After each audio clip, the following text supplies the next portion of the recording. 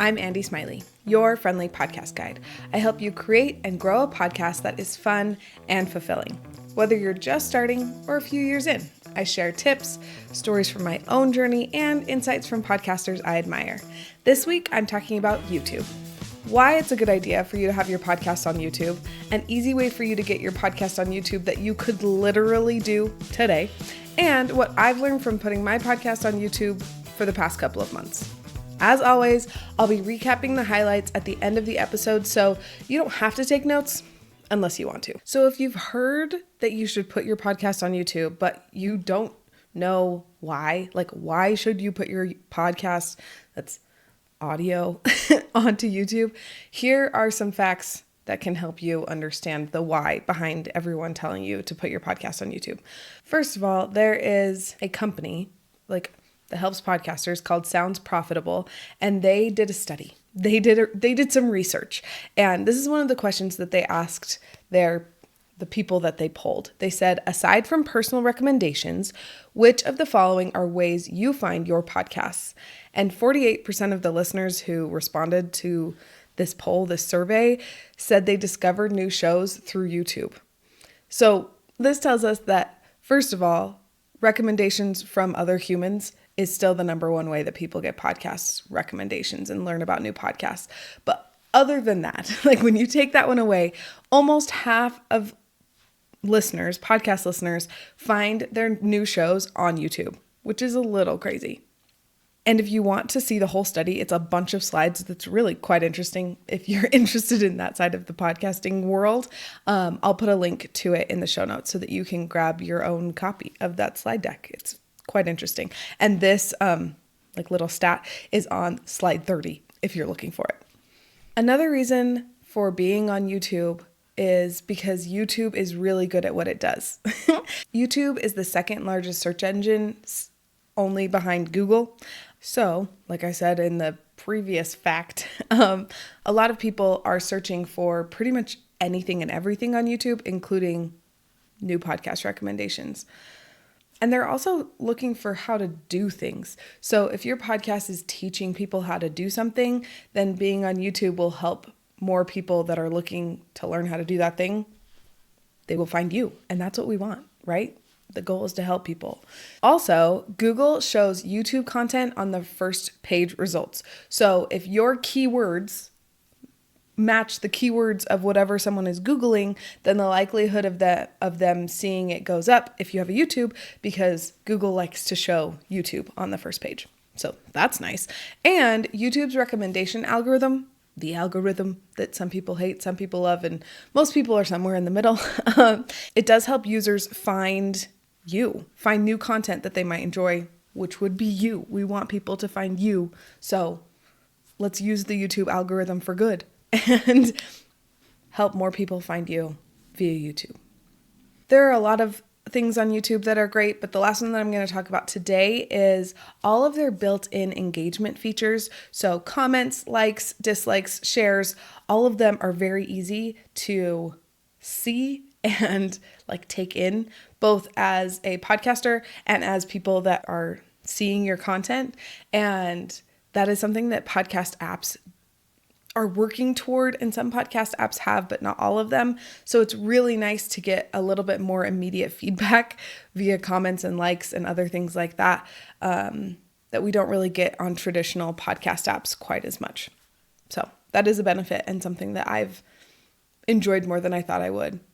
Just getting a little more engagement on the podcast itself and not just on social media, things like that. Okay, so now you know why you should be on YouTube, why it's a good idea, but you're like, Andy, I do not have the energy or the time to do a video podcast right now. That is just not in my plan. It's not in my life. I cannot find a spot to put it in the schedule. I totally get it. I was there last year. So this is what I did to still be on YouTube without having a video podcast. You can still be on YouTube without changing anything that you're doing right now. YouTube now has a way for you to upload your RSS feed. So you just go to YouTube. If you don't have a YouTube account, make one. And then you can just upload your RSS feed. And then every time a new episode drops, it will also go onto YouTube, and will just show your whatever your episode art is, and then it will just play your audio while it shows that episode art.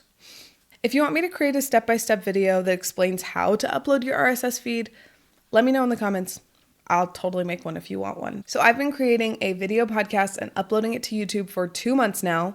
So I definitely don't know everything, but I have learned quite a bit. And I wanted to share what I've learned so far. So the first thing is I use Descript. I started using Descript to edit all of my videos, and it is so easy. It makes life so easy. Honestly, even if you are just an audio podcast, it still makes it so much easier to edit. Because truly, so one of the things I was the most worried about when I wanted to start making a video podcast to put it on YouTube so that it would be more searchable was editing a video. Like that just adds a whole nother level. Before that, I was just audio, and that was kind of where I was comfortable. Before I became a mom, I was a radio producer. So I was like really comfortable with editing audio, but not so much video. I did a little bit, but not very much. And, all I had was iMovie. So like editing video in iMovie is doable, but difficult. And so I did not want to do that. So I started using Descript, and it was a game changer because all you have to do is upload your video to Descript, and then it does its magical technological thing, and then it spits out a transcript, and then you use that transcript to edit the video. So if I say or if I repeat myself 3 times and I want to get rid of at least 2 of the repeats, all I have to do is highlight it and delete it in the transcript, and then it deletes it in the video. It's amazing. It's magic. I love it so much. And it's truly saved me so much time and energy and effort as I'm putting my video podcast together, so that I can focus on other aspects of my podcast, especially as I'm figuring out YouTube and all of the things that go with it. So highly, highly, highly recommend Descript. But also, I know some of you are like me, and you want to still be able to do like nitpicky edits. Like if I accidentally talk over my guest, or if my guest coughed while I was talking, then I still want to be able to go in and like mute that. You totally can. Descript still has all of those like capabilities. But for like broad strokes, most of the time when you're editing, all you have to do is edit the transcript, and it is so nice. So if the editing part of making a video podcast is what's holding you back, I highly, highly recommend trying Descript. I have an affiliate link I'll put it in the show notes, and you can give it a try for free. Another thing that I've learned about YouTube in the past couple of months is if you want to make money from YouTube, you have to have 1,000 subscribers and 4,000 watch hours in the last year. So, I mean, it would be nice to make money from YouTube, but that's not my main goal right now. With this platform, it's mostly just for people to find my podcast and start listening. So it's nice to know that you can make money, and that like you have to have 1,000 subscribers and 4,000 hours. But that's not something that's not my main goal right now. But nice to know, like in the back of my head, like what we're building towards, and that there's an opportunity to make money on YouTube.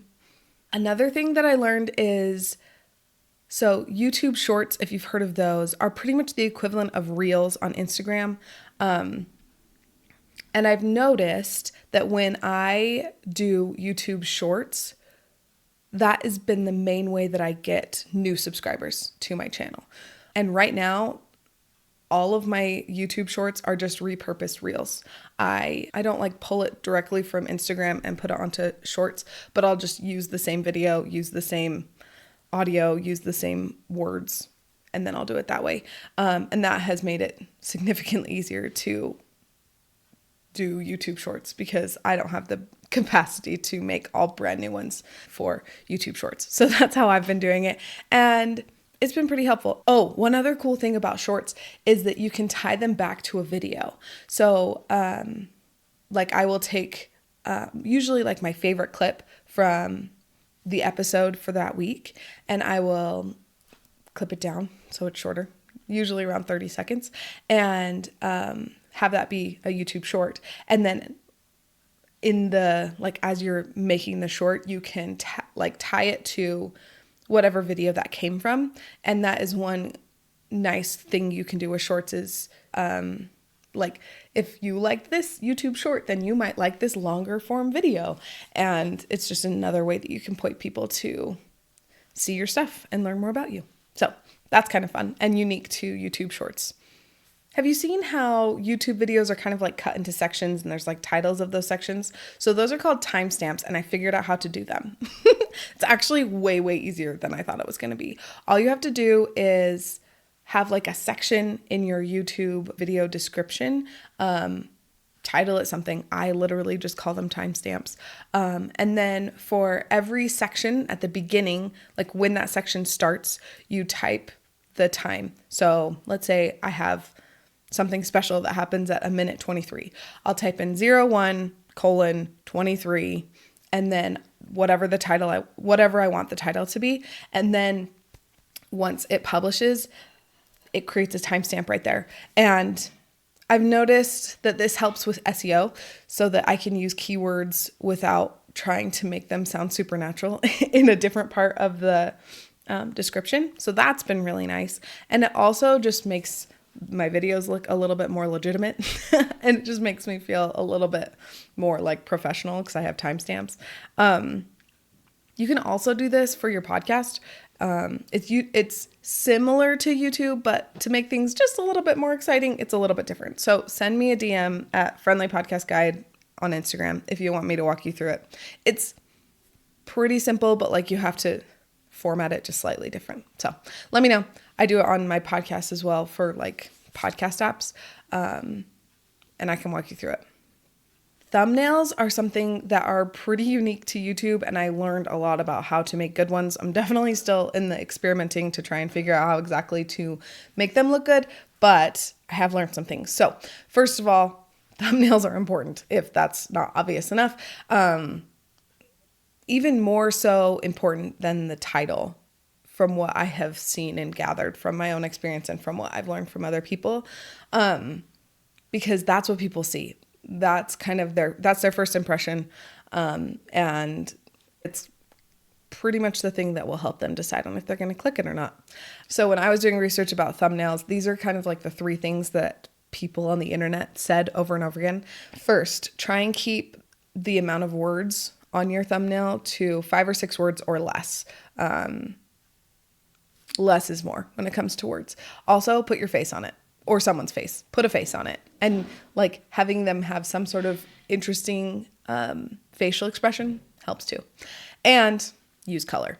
Have splashes of color on there that get attention. But also I saw someone else say, don't use too much or else then it's overwhelming. And people are like, ugh, I don't want to deal with that. So there's a balancing act there. And I do feel like it also will depend on your aesthetic and what the vibe you want your podcast to have.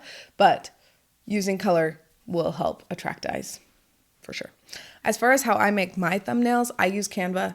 And when I did my like brand photo shoot for my podcast, my photographer actually had me do a bunch of like poses where I was like, and like, and I've used a lot of those for my thumbnails and it's been very convenient. So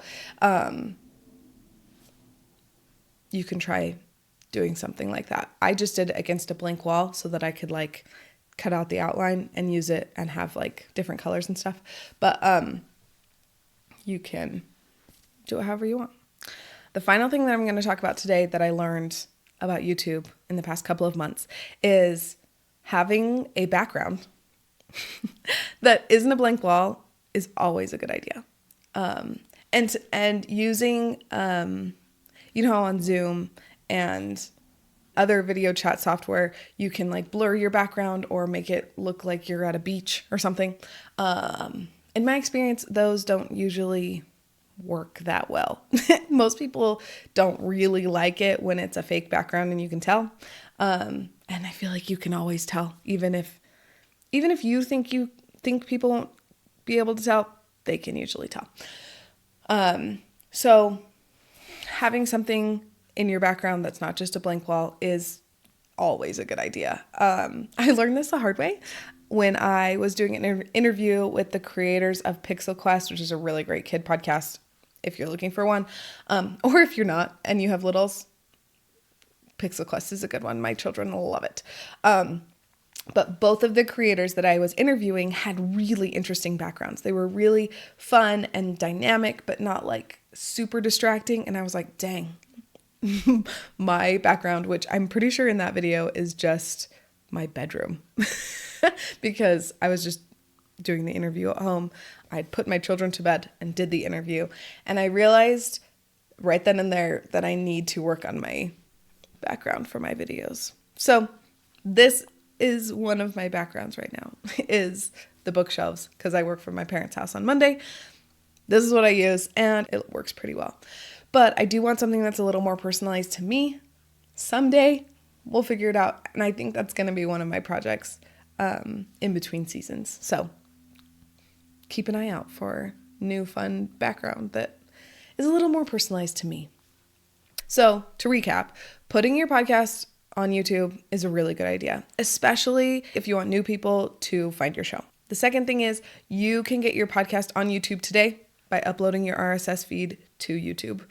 Pretty simple, pretty straightforward. And you can start using all of the benefits of YouTube today without having to create a video podcast. But if you're ready to take that next step and create a video podcast, but you're still a little intimidated by editing video, I highly recommend Descript. It's the bomb. I'll put my affiliate link in the show notes so that you can try it out for free and hopefully fall in love with it like me because it has been such a game changer for me and my show. You can grow faster on YouTube if you use YouTube Shorts. And I just repurpose my Instagram Reels as YouTube Shorts and it's been pretty successful overall. Thumbnails on YouTube are as important, if not more important, than the title of a YouTube video. So make sure to spend some time making it interesting, eye-catching, but not misleading because then people aren't going to trust you and aren't going to come back. So toe the line, make sure it's interesting, but also conveys what the episode is about. And then last but not least, get an interesting background when you're ready to do a video podcast so that you won't be embarrassed when the people that you're interviewing have way cooler backgrounds and you're just sitting with your bed and like a window in the background like I did. It was a bit of a wake-up call. Will you share this episode with your podcasting friend who's on the fence about putting her podcast on YouTube? She can use this information to realize that being on YouTube is a really good idea and it's not as hard as she thinks it is. Next week's episode, I'll be talking about how the Friendly Podcast Guide did in October, including download numbers, how much money I made, and what experiments I tried that you should implement in your podcast to help you too. Thanks for being here, and I'll see you next week.